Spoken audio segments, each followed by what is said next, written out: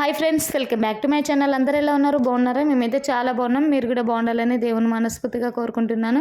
ఈరోజు మన వీడియో వచ్చేసి ఏంటంటే, అసలు సద్దుల బతుకమ్మకు సద్దుల బతుకమ్మ అనే పేరు ఎందుకు వచ్చింది, అలాగే సద్దుల బతుకమ్మకు ఏమేమి పూలని అలంకరించాలి, ఆ పూల యొక్క విశిష్టత, అలాగే సద్దుల బతుకమ్మ రోజు ఏ విధంగా బతుకమ్మని పేరవాలి, అలాగే సద్దుల బతుకమ్మ రోజు ఏ ఏ పలహారాలు పెట్టాలనేది చెప్తాను. వీడియో మాత్రం స్కిప్ చేయకుండా లాస్ట్ వరకు అయితే చూడండి. వీడియోకి ఒక చిన్న లైక్ ఇవ్వండి ప్లీజ్. కొత్తగా మన ఛానల్ ఎవరైనా చూసినట్లయితే సబ్స్క్రైబ్ చేసుకోండి, వీడియో షేర్ చేయండి. ఓకేనా? ఇలాంటి విషయాలు అందరికీ తెలియాలి కాబట్టి షేర్ చేయండి. ఇంకా ముందుగా అయితే సద్దుల బతుకమ్మ రోజు బతుకమ్మని ఏ విధంగా రెడీ చేయాలంటే, మార్నింగే ఉపవాసం ఉండి బతుకమ్మని పేరవాలన్నమాట.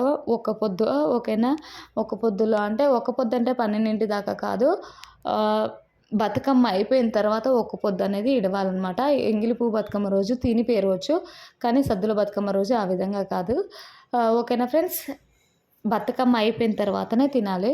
మేమైతే అలానే చేస్తాం. మరి మీరు ఎలా చేస్తారు అనేది కామెంట్ చేయండి నాకు. ఓకేనా ఫ్రెండ్స్? నెక్స్ట్ వచ్చేసి బతుకమ్మకి ఏ ఏ పువ్వులని అలంకరించాలనేది చెప్తాను. ఇంకా ఫస్ట్ వచ్చేసి ఒకటి గునుగు పువ్వు, నెక్స్ట్ వచ్చేసి తంగేడు పువ్వు, తర్వాత జిల్లేడు పువ్వు, తర్వాత నాలుగోది వచ్చేసి బంతిపూలు అనమాట. వాటి యొక్క విశిష్టత ఏంటి అనేది చెప్తా. ఓకేనా ఫ్రెండ్స్? గునుగు పువ్వు అనేది పాము కాటికి గొప్ప విరుగుడు అనమాట. గునుగు ఆకు ఉంటుంది కదా, అదనమాట. గునుగు ఆకు పసరు పెడితే పాము కరిచిన దగ్గర దానికి విరుగుడుగా పనిచేస్తుంది అనమాట. అందుకే గునుగు పువ్వుని పెడతారు. తంగేడు పువ్వు మధుమేహము, మూత్రనాళానికి ఏమైనా ప్రాబ్లం ఉంటే, కీళ్ళ నొప్పులకు గొప్ప ఔషధంగా పనిచేస్తుంది అనమాట తంగేడు పువ్వు.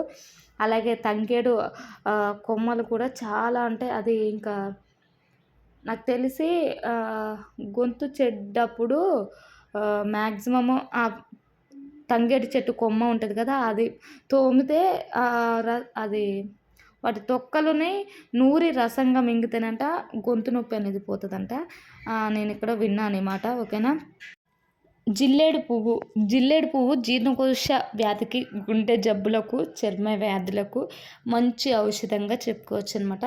నెక్స్ట్ వచ్చేసి బంతిపూలు మెయిన్ చర్మ వ్యాధికి, కండరాల నొప్పికి, కంటి బాధకి, విషకీటకాల కాటికి దీన్ని మించిన ఔషధం లేదనమాట. ఎందుకంటే నాకు చిన్నప్పుడు గుర్తుంది ఏంటంటే, బంతాకు ఏంటంటే సులువురు అంటారు కదా, తామర టైపు అయినప్పుడు బంతాకిని తీసుకొచ్చి రుద్దితే పోయేదన్నమాట. అందుకే చర్మ వ్యాధులకు ద బెస్ట్ అన్నమాట బంతాకు. ఓకేనా ఫ్రెండ్స్? ఇదన్నమాట. అందుకని మెయిన్గా ఈ 4 పూలను అయితే కంపల్సరీగా వాడతారు. అసలు బతుకమ్మని ఎందుకు నిమజ్జనం చేస్తారో మీకు తెలుసా ఫ్రెండ్స్? బతుకమ్మ ఆడిన తర్వాత మనం తీసుకుపోయి చీరలు వేస్తాం కదా, అది ఎందుకు వేస్తారో మీకు తెలుసా? మనకి వర్షాకాలం వచ్చినప్పుడు వర్షాలు బాగా పడి క్రిమికీటకాలు అనేది వాటర్ తోటి మనకు జబ్బులు అనేది వస్తాయి కదా, ఈ పూలల్లో ఇన్ని ఔషధ గుణాలు ఉన్నాయి కాబట్టి ఈ పూలు అనేటివి ఆ నీటిని తాకితే అప్పుడు అవి ఆ నీరు అనేది మంచిగా మారిపోయి మనకు ఎలాంటి రోగం రాకుండా చేస్తుంది అనమాట. అందుకని చెప్పేసి బతుకమ్మని ఆ విధంగా వేస్తారు. ఇంకోటి ఏంటంటే, అసలు బతుకమ్మ కథ ఏందనేది నేను వేరే వీడియోలో చెప్పాను, చూడండి కావాలంటే. ఓకేనా ఫ్రెండ్స్? ఇంకా మొత్తం అయితే ఇదనమాట. అసలు సద్దుల బతుకమ్మ పేరు ఎందుకు వచ్చిందో చెప్పనండి మీకు. సద్దుల బతుకమ్మ రోజు మనము సద్ది అనేది కడతామన్నమాట. మనము ఒక్క పొద్దు ఉండి బతుకమ్మ చేసిన తర్వాత మనము ప్రసాదంగా పెడతాం కదా, అప్పుడు వచ్చేసి మనము అన్నము, పెరుగు, ముద్దపప్పు చేస్తాం కదా మనం. ఆ రోజు పప్పు ఖచ్చితంగా ప్రతి ఒక్కరి ఇళ్ళల్లో పప్పు అనేది చేస్తాము. ఆ పప్పు పెడతాం కాబట్టి సద్ది కట్టినట్టుగా అనమాట. అందుకే సద్దుల బతుకమ్మ అనే పేరు వచ్చిందనమాట. ఓకేనా ఫ్రెండ్స్? ఇదన్నమాట నాకు తెలిసినంత వరకు అయితే ఇది. మరి మీకు ఏమైనా తెలిస్తే చెప్పండి, నేనేమైనా తప్పుగా మాట్లాడుంటే క్షమించండి. ఓకేనా ఫ్రెండ్స్? ఇంకోటి ఏంటంటే, అసలు పువ్వులన్నీ ఒక దగ్గర చేర్చి ప్రతి ఒక్క పువ్వుని తీసుకొచ్చి మనము బతుకమ్మగా చేస్తామన్నమాట. ప్రతి పువ్వు పూజలో పాల్గొనే పువ్వు ఇప్పుడు వచ్చేసి పువ్వులకే పూజ చేసే పండగగా గుర్తించుకోవచ్చు అనమాట ఇది. ఎందుకంటే ప్రతి ఒక్క పువ్వుని మనం పేర్చి బతుకమ్మకే మనము పూజ చేస్తాము. మీకు తెలుసా అండి కదా? అసలు అంటే మనం బతుకమ్మ చేసి దేవుడి దగ్గర పూజిస్తామనమాట. దేవుడి దగ్గర పెట్టి మనం హారతి ఇయ్యడం, కొబ్బరికాయ కొట్టడం ఈ విధంగా చేస్తాం కాబట్టి పూలకే పూజ చేసిందన్నమాటగా అన్నట్టుగా అంటారనమాట.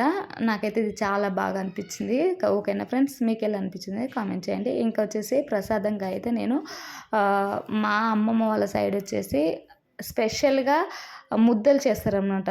ముద్దలంటే ఏంటో మీకు అర్థం కాదు కదా! బియ్యంనైతే వేంపి వాటిని రవ్వలాగా పట్టిస్తారు. రవ్వలాగా పట్టించి ఏంటంటే అది పాకం పడతారు. చక్కెర పాకం పట్టి ఏస్తారు. అవి తినలేక గట్టిగా రాళ్ళలాగా అయిపోతాయన్నమాట. అది ఎస్పెషల్లీ అటు సైడ్ బతుకమ్మ రోజు, సద్దుల బతుకమ్మ రోజు ప్రసాదంగా చేస్తారనమాట ప్రతి ఒక్కరు అదైతే. ఇక్కడ నేనొచ్చేసి ఏంటంటే రవ్వ లడ్డు చేస్తాను. ఓకేనా ఫ్రెండ్స్. అంటే సేమ్ యాజ్ ఇట్ ఈజ్ కదా! అదైతే మనకి తినడానికైతే చాలా దారుణంగా ఉంటుంది. రాయి ఎట్లుంటుందో ప్రసాదం కూడా ఆ విధంగా ఉంటుందన్నమాట సద్దుల రోజు.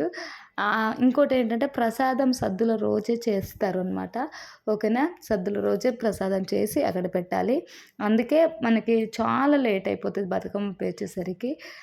ఈవినింగ్ అలా అయిపోతుంది. ఆ రోజు తినం కూడా. ఓకేనా ఫ్రెండ్స్. నేనైతే ఏ విధంగా చేసిందనేది మీరైతే చెప్పండి. ఓకే.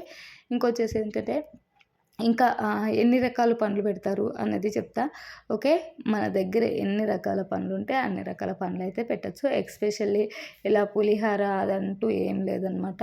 ఖచ్చితంగా అయితే పెరుగు, పప్పు, అన్నం అయితే 3 పెడతాము. ఇంకా ఫ్రూట్స్ వచ్చేసి ఇంట్లో ఉంటే 3 రకాల ఫ్రూట్స్, 5 రకాల ఫ్రూట్స్ అయితే పెడతాననమాట. ఇదనమాట. మెయిన్ వచ్చేసి నేనైతే ఏంటది రవ్వ లడ్డు అయితే చేస్తాననమాట. ఓకేనా ఫ్రెండ్స్. అలాగే బతుకమ్మ ఏ విధంగా చేస్తాననేది కామెంట్ చేయండి. సద్దుల బతుకమ్మ. Okay friends. ఇదనమాట. చూడండి నేను ప్రసాదాలు కూడా పెట్టాను. ఇంకా ఇలా ఈ విధంగా పేర్చిన తర్వాత నేనైతే దేవుడి దగ్గర పెట్టాననమాట. లాస్ట్లో గౌరమ్మ పెట్టిన. అది ఒకవేళ మీకు మ్యాక్సిమము మిస్ అయ్యి ఉంటుంది. అది నేను ఇప్పుడు పెట్టేది మాత్రము గౌరమ్మనే. కానీ నేను గౌరమ్మని చేసే వీడియో అయితే మిస్ అయిపోయింది. మొత్తానికైతే బతుకమ్మ అయితే అయిపోయింది. గౌరమ్మని అయితే చేసి పెట్టాననమాట. చేసేసి దేవుడి దగ్గర అయితే పెట్టేసిన చూడండి. ఓకేనా ఫ్రెండ్స్.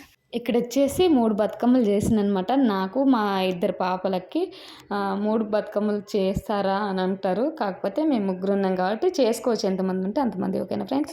ఈ విధంగా కొబ్బరికాయ కొట్టి దీపం పెట్టేసి ప్రసాదాలు అయితే పెట్టిన చూడండి.